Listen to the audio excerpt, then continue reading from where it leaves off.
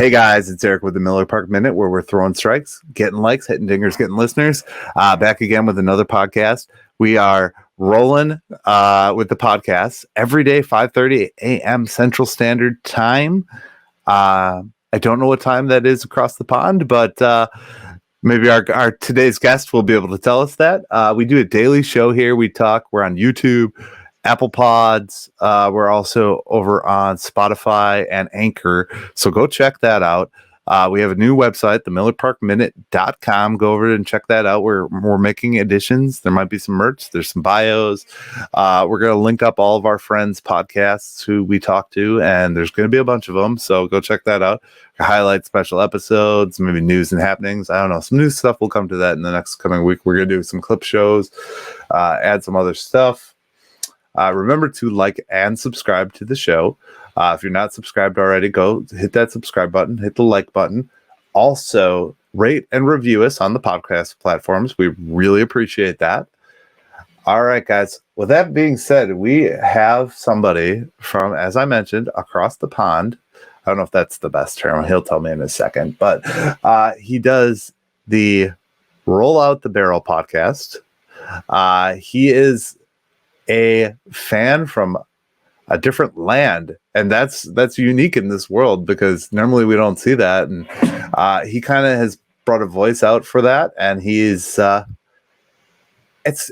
just a fun factor. And he's got some interesting takes and some things that I've watched listened, I should say. I don't know if he has a video version. I guess I'll bring him on and ask. Do you have a video version? No. No, that's okay. No. I tend to have a face for radio, so I hide behind the microphone. So I'm bald as can be. I just wear a baseball cap. It's really not that bad, but yeah, if you look on my Facebook, you can see. But yeah, let's drop a quick mention of our sponsor real quick. Use the code MillerParkMinute at SeatGeek.com. You can save money on tickets, concerts, baseball, basketball, football, whatever. You can save money. First time purchase, $20 off. Miller Park Minute is the code. All right. That being said, let's get into today's guest. Today's guest is named Mark. Otherwise, he goes by UKBREWCREW over on the Twitter, and I'm sure you can drop him a follow. He'd probably appreciate that. Yeah, definitely would. Thank you. Hi guys, how are you? So, Mark? What got you into all this? What got you? Where did the Brewers fandom start? And I mean, it's different because it's a different atmosphere. You know, like baseball isn't as predominant over there as it is here. No, yeah, it's it was a bit of a strange one. A couple of factors happened at the same time. So it was about 2014. I had an evening with a couple of friends, and we were talking general sports. We're all quite big sports fans, all follow multiples of sports and all follow different teams. So we don't actually root for the same teams of anything. So we kind of discussed baseball, but none of us actually followed it. So we there and then in our drunken stupor looked at all of the baseball names to find one that suited us. And obviously Brewers stands out when you're a bit of a beerhead like we are. So, so that was it. We adopted it there and then. And it was a bit of a laugh at the time. You know, we kind of just adopted the Brewers, and we didn't really know an awful lot about baseball. But I was also moving at the time as well. So I was moving from Brighton down on the south coast of the UK up to Medway, which is kind of about an hour east of London. So about a 2-hour drive. And I didn't really know anybody where I was moving to, and there happened to be a baseball team around the corner. So I thought, seeing as I've just adopted the Brewers as a baseball team, why don't I start playing baseball as well? And it just grew from there, really. It's just been a phenomenal kind of 8 years or so. Yeah, it's been ridiculous. Well, and you came in at the right time. That's one of the things a lot of people, endure the bad and stuff like that. And I give credit to anybody who has, but at the same time, if you come in at this time, you've seen some really great years of Brewers baseball, and that's awesome. Now, do you guys, I was just thinking of this, there is a Great Britain team in the WBC.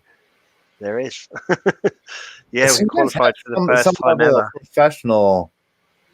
And I think this is their first year qualifying, right? Yeah. Yeah, it is. Yeah, so yeah, we were really lucky that the games were shown on MLB TV, so we were able to watch them as well. We were able to watch them qualify, and I think if I remember rightly, the game that they actually qualified, they were losing in the ninth and they walked it off. So That's it was awesome. it was a pretty That's spectacular night so cool.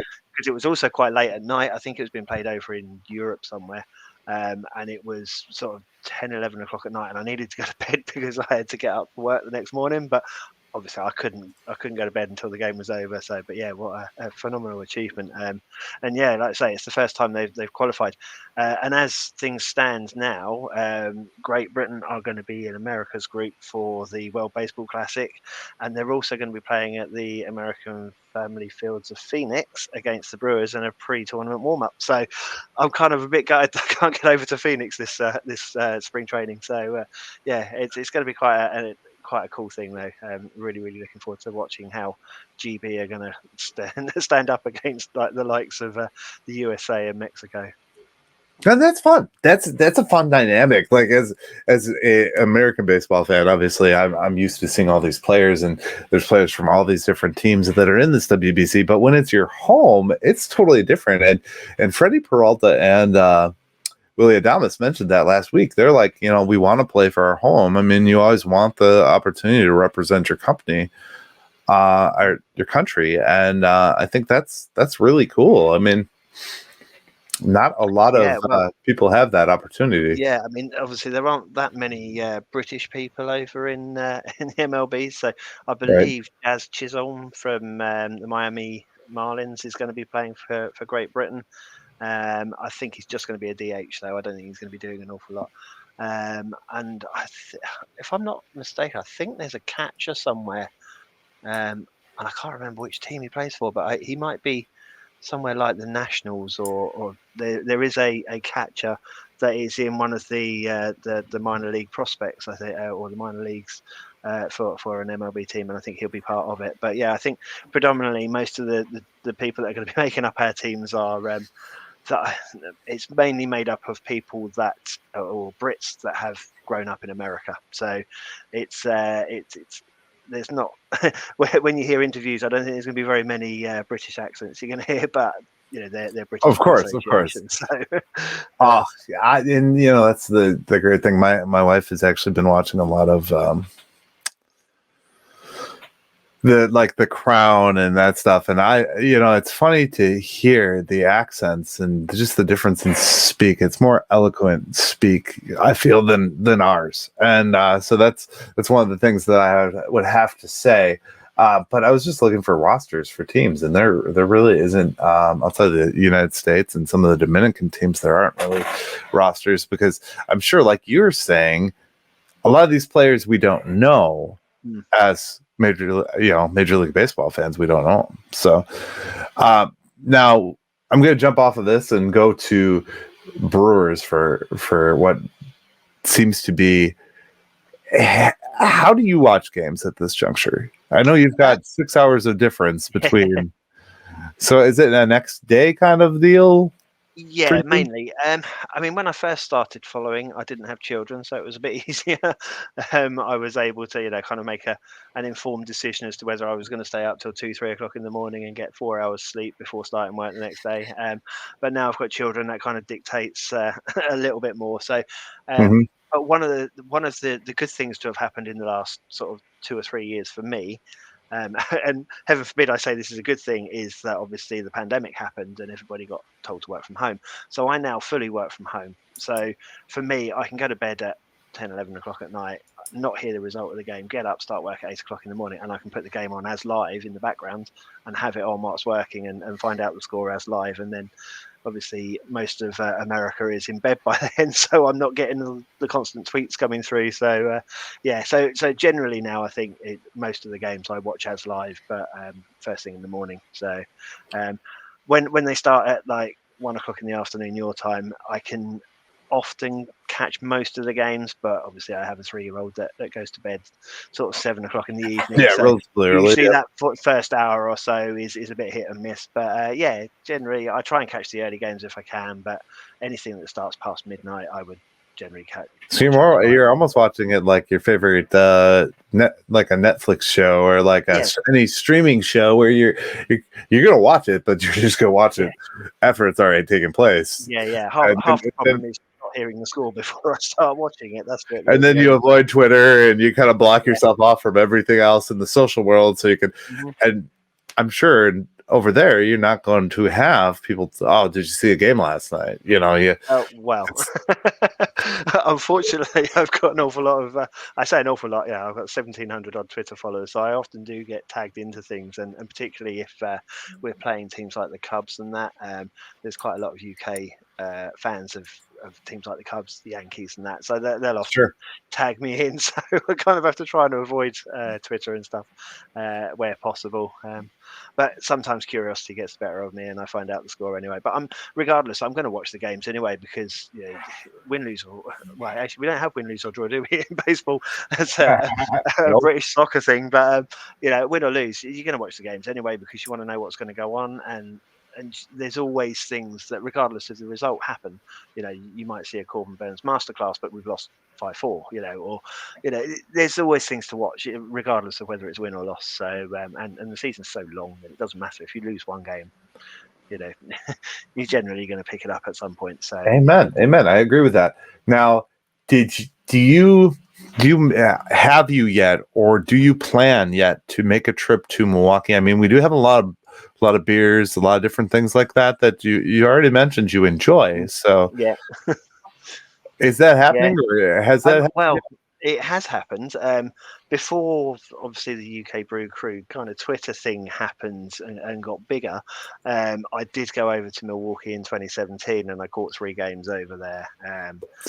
I watched us beat the LA Dodgers 3-0, and I believe Eric Thames hit the first home run. I think Eric Sogard hit a home run.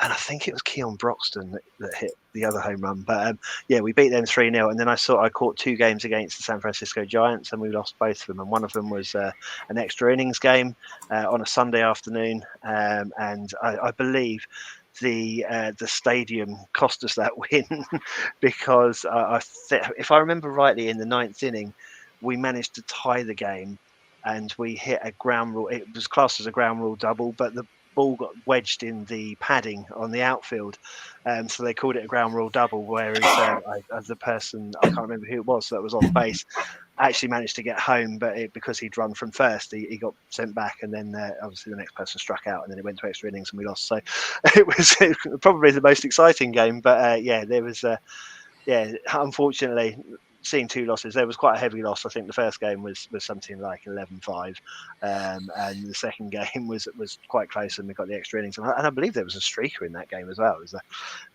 bizarre day, but I loved every minute of it.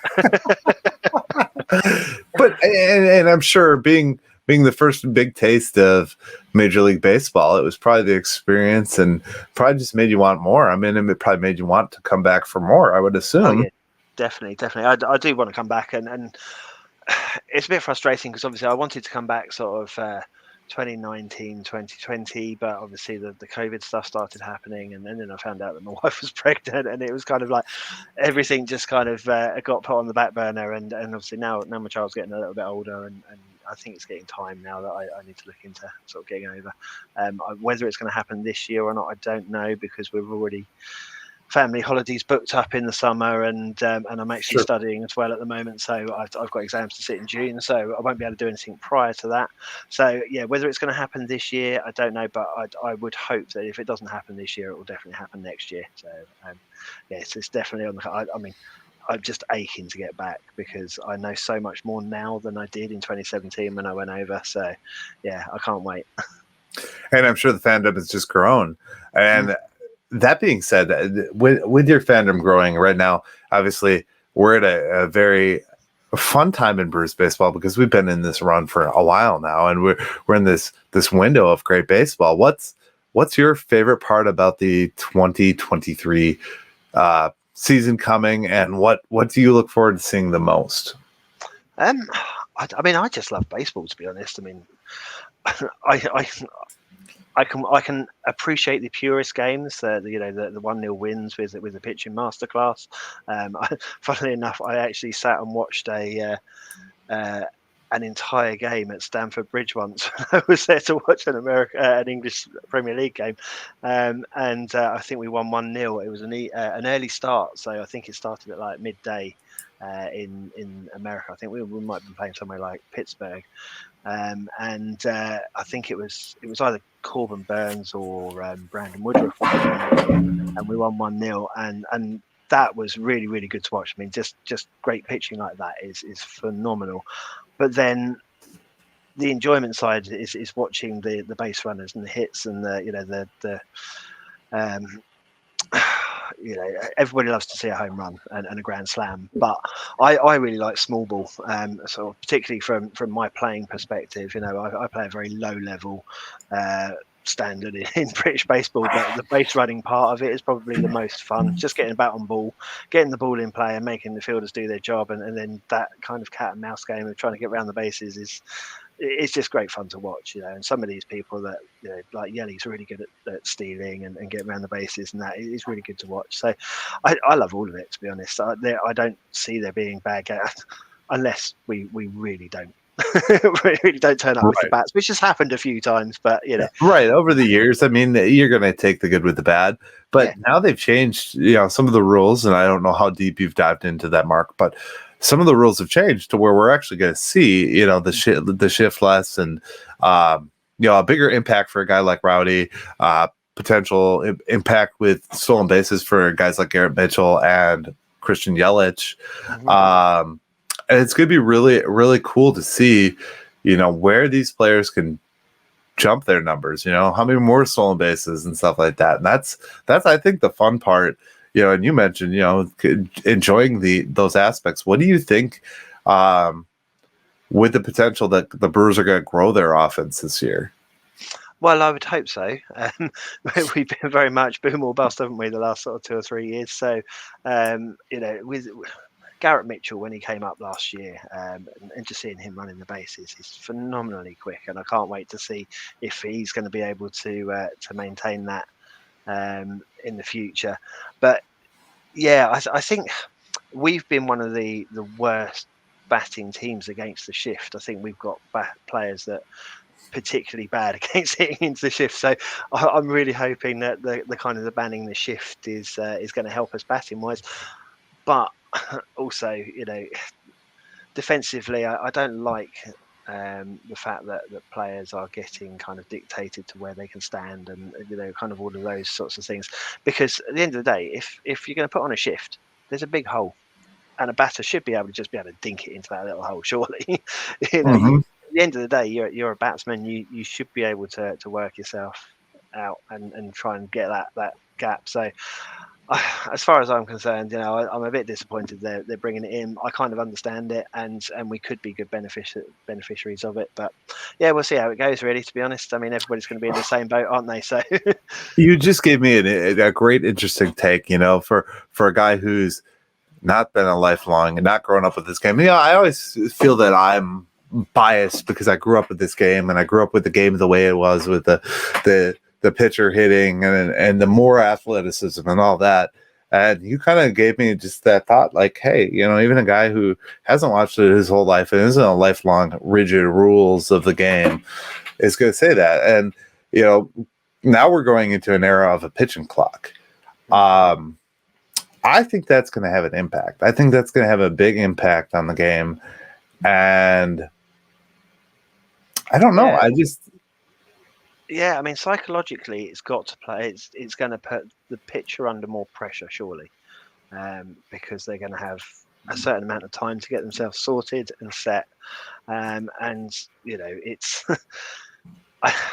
my issue with it, the pitch clock, is that you can have an NFL game that lasts over 3 hours and nobody quibbles it whatsoever. But a baseball game lasts over 3 hours and everybody's, oh, it's really slow and boring, isn't it?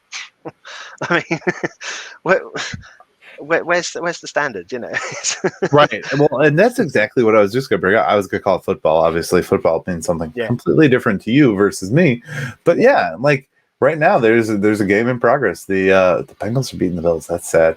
But America's okay with sitting in front of that, like exactly, yeah. But people who like baseball are unique. It's not necessarily, you adapted this game 7 years ago and you enjoyed it. It didn't have to change for you to enjoy it, and then at that time we weren't talking about all these crazy changes that we've done over the last 2 years, No, I mean, at the end of the day, the longer a game lasts, the better for me, because I'm out enjoying what I want to be doing.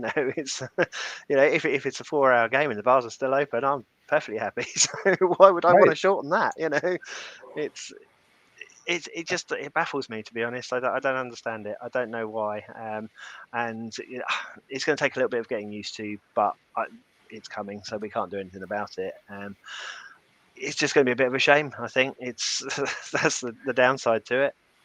Right, and I think in that expands, like you said, the bars, and I agree with that 100%. Like it expands your time, especially like in a stadium like Miller Park, AmFam Field, whatever you want to call it.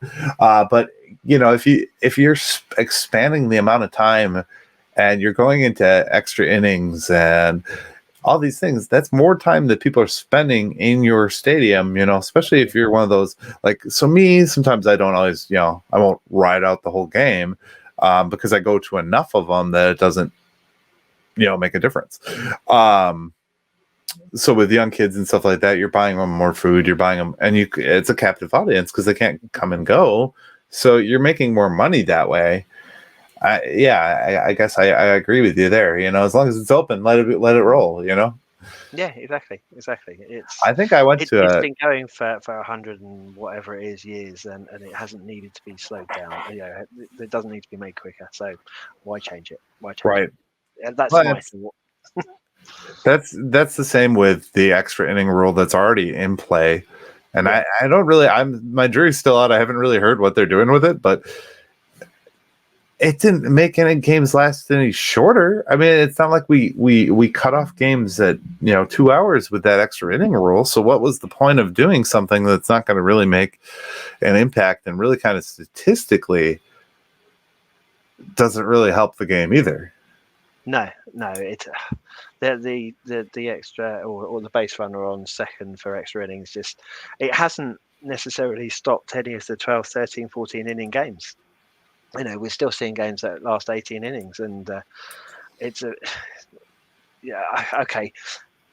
It puts you under a bit more pressure, and I think it does make it a lot more nerve-wracking when you go to extra innings, because obviously, as the Brewers, we're normally okay defensively. We're not quite so good with the bat. So if we can hold them off, if we're at home at AmFam Field and we can hold them off from scoring in that, then we've got to try and get rounds. Then that makes it a bit easier. But generally, what we can be like with the bat sometimes, and we've got to extra innings because we haven't been able to score runs, So yeah, I'm kind of I'm becoming okay with the extra base runner, but I don't. Again, it wasn't needed. I don't think. It's one of those things. I don't think it has necessarily stopped the extra innings as much as we thought it would do. And I think too, as a baseball fan in general, you're saying, okay, now they've gotten it to where they've changed it so much to where they just keep, there's something new every year. Like right now they're doing robo umps in the minors. Yeah. And they're just gonna keep sliding stuff in, and then they throw out player safety, and we're like, huh? Yeah, well, that's part of the larger bases as well, isn't it? Supposedly player safety, but how many people do you see actually getting injured on the bases? But it's such a menial distance. I don't know how much difference it's really going to make. I don't know that it's going to make Christian Yelich get 15 more bags or Garrett Mitchell get 15 more bags this year. It might make Rowdy Tellez get one more, but who? Rowdy, that actually, I think somebody else on the podcast said that. I'm like, that's great. Yeah, Rowdy stolen base last year. Now, do you find yourself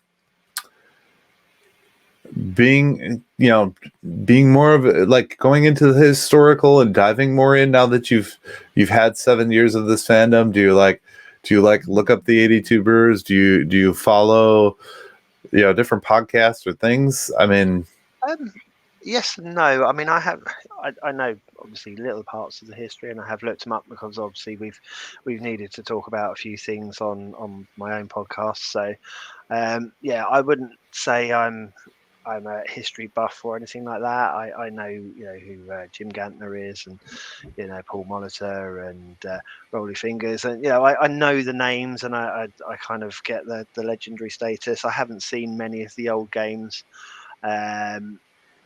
But yeah, I know a little bit. I know why Milwaukee Brewers play in blue instead of red.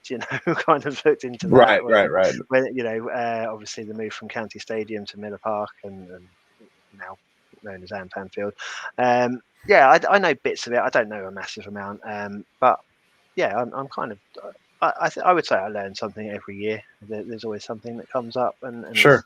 it's quite cool. I mean, the history of baseball is awesome. Yeah, it When really you is. look back at how it started, I mean, the Brits had such an influence on baseball. When it first started, I think some of the original Hall of Famers were actually Brits that came over from the north of England from cricket and found this new sport of baseball that was being played and helped develop it. And I can't remember who the guys' names are, but they're instrumental in the sport as it is today. And they started out as cricket players in Sheffield. So it's the history of baseball is amazing. And I do believe I think the first ever game of baseball was played in the United Kingdom, wasn't it? Mhm. I'm pretty sure. So there's loads of history, and it's always nice to find out new things and to make yourself feel a bit more like, oh, actually, I'm starting to understand why things are the way they are. And yeah, it's great. Baseball in general is just such a brilliant sport. I love Oh, it. it is, and that's why we love it, and that's why we do what we do. That's why we have these conversations. I love having these conversations. I'll definitely consider having you back. This is a daily show, so I mean, I got at some points, sometimes I'm just beating my head against the wall trying to find things to talk about. So, what are you most excited for this season? What do you think is going to be? Do you think we're going to be a first place team? Do you think we're going to be fighting it out with the Cards or the Cubs? What element of that is most exciting? It's a tough one this year because last year, obviously, the division was very much ours to lose, and we did throw it away quite spectacularly after the Hayder trade, which Mhm. everybody's beaten to death, and we don't need to talk about it anymore. But it was a disappointing end to the season. This year, we have the potential to be as good again. Prior to the Hayder trade, we have the potential to be as good and challenge for the division. The Cardinals are fairly similar, but the Cubs are an interesting one because obviously they've tanked to a degree, but now they're spending big money again, and so it's going to be interesting to see how they play. I don't think obviously the Pirates are going to do very much. I think the Reds are in a bit of a stutter at the moment. They don't really know what to do with themselves. So I think it'll be interesting to see how the Cubs, Cardinals, and Brewers kind of play it out. And of course, the other thing that I've got this year is the fact that the Cardinals and the Cubs are coming over to London to play a series as well. So I'm going to be going to that. The one bonus for me is that I'm going to see either the Cubs or the Cardinals lose, which is going to be great. So Right. As a Brewers fan, that's gonna be awesome yeah, for you. So but yeah, the downside to that is that one of them will win as well. But I know the Cardinals fans, or I know a few Cardinals fans from the UK. I know a few Cubs fans as well, and I know the guys that run the UK Cubs and UK Cardinals. So yeah, we'll be meeting up. We'll be having a beer and chewing the cud, as they say, and just enjoying the experience. Really, it's one of those games, isn't it? I mean, I'll probably be going in as you can see, I have Kent Mariners on my chest. That's my local team that I play for. I'll probably be going awesome. in that gear rather than getting all, because the one thing that bothers me about that sort of rivalry coming over to London is obviously we have quite the soccer hooliganism kind of thing over here, Sure. and I can't be bothered with that because there are certain aspects of sporting life where hooliganism's allowed, and or I say allowed, where it happens, and there's not an awful lot you can do about it. And I don't want to provoke anything, so I'll probably end up just going in my Mariners gear, but in the end, hoping that I'll see some good games and laughing at the team that loses. Ha! I love it. That's great. All right, so we're gonna wrap. I'm gonna bring you. I'm actually probably gonna bring you back here. We'll schedule something. We'll talk off air. Yeah, of course. Yeah. But go check him out. UK Brew Crew on Twitter, and I just saw this. You have 1,700 followers on there. That's pretty awesome. Yeah, it's been building over sort of 6 or 7 years. So That's awesome. I love it. Yeah, it's quite cool. So yeah, And then he's got it's a bit bizarre. UK Brew Crew Pod as well, and then Pod is Roll Out the Barrel. Yep. Do you want to know how I came up with that? Sure. Yeah. I did a when I first thought about doing the pod, I put out a Twitter poll and said, what is the most sort of Brewers song that you can think of? You know, whenever you hear this song, what makes you think of the Brewers? And Roll Out the Barrel was the one that came up time and time again.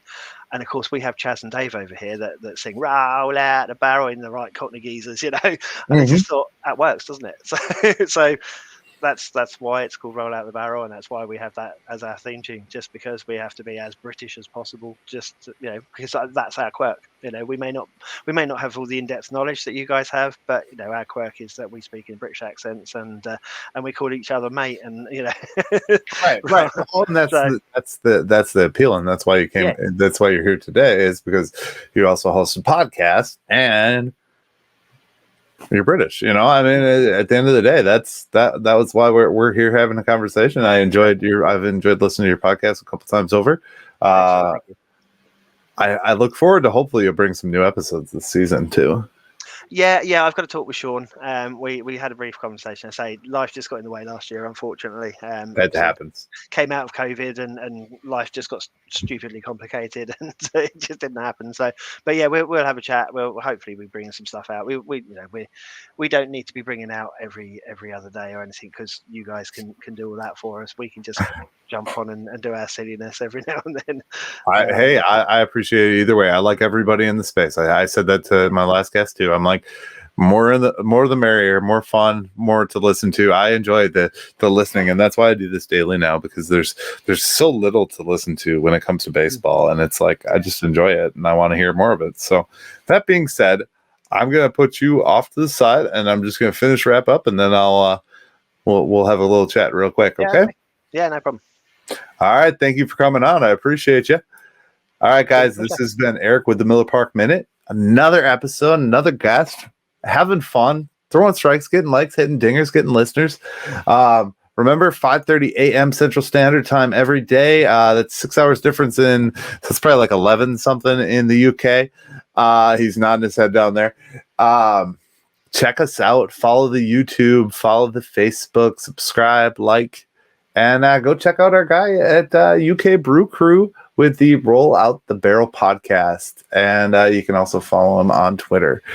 You guys have a great rest of your day. Thank you for watching. Thank you for listening. And go Brewers. Thank you for watching the Miller Park Minute. Go Brewers.